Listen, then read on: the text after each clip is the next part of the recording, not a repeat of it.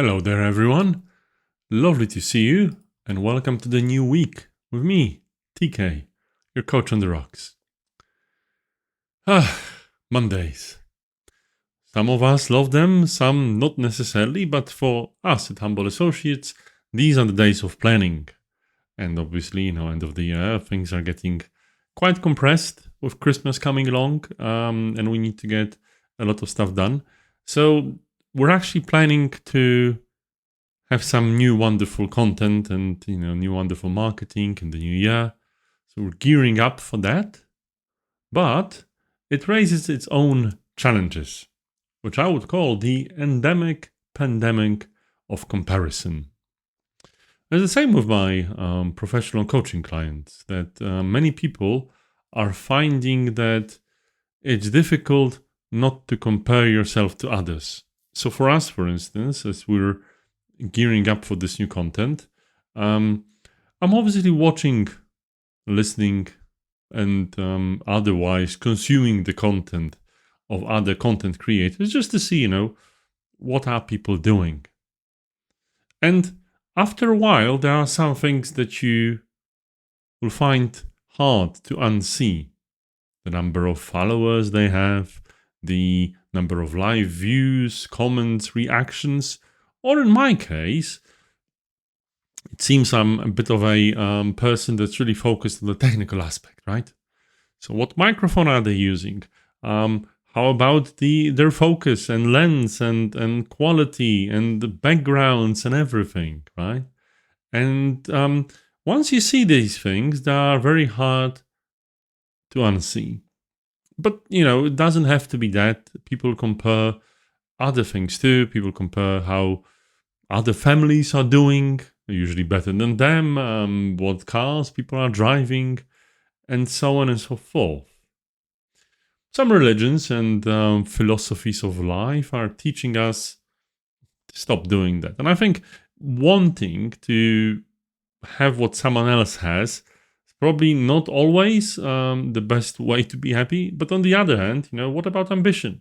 What about making sure that you have some motivation to develop yourself? One would say that, it's a cornerstone of our Western society. This is how we got to the place we are in terms of our quality of life. What I wanted to say is sometimes it's a bit counterproductive because more than sometimes, you can always find someone that's doing better than you. And I guess you always will. Yes, some people have a chance to be the best in the world or have something that's completely amazing. But maybe what we need to do is to actually, I'm not saying appreciate what we have, but just see what we have. Now, I'll tell you a story about someone. This person helped me a bunch, and it's one of my friends, and they, I think in 2020, have bought some amazing gear for podcasting. Oh, best microphones, amazing studio. They send me photos. And you know what? They haven't published, nor even recorded a single episode. And I see and hear many people actually broadcasting every week. Or myself, I'm broadcasting every day. And I didn't start with a perfect setup, have I? But, it's easy not to appreciate the fact that you're actually doing something.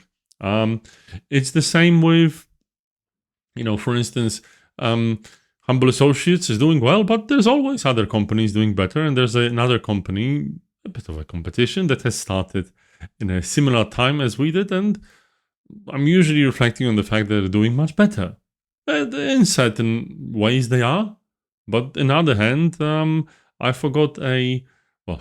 I remember a situation when I walked up into the conference and someone, not from this particular company, told me, TK, wow, I just always wanted to tell you, I really envy the customers you have, the type of people you're working with. Even though I think this person was a bit more successful than we were at that time, maybe still is.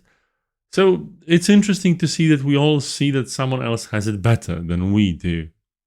But what really helps is maybe, I'm not even saying the gratitude journaling. I'm saying just think about, what is it that you're doing right? What is it that, how many people you have, or I'm not saying overtaken, but what is it that's special about what you have, and what are the steps that you actually managed to climb successfully?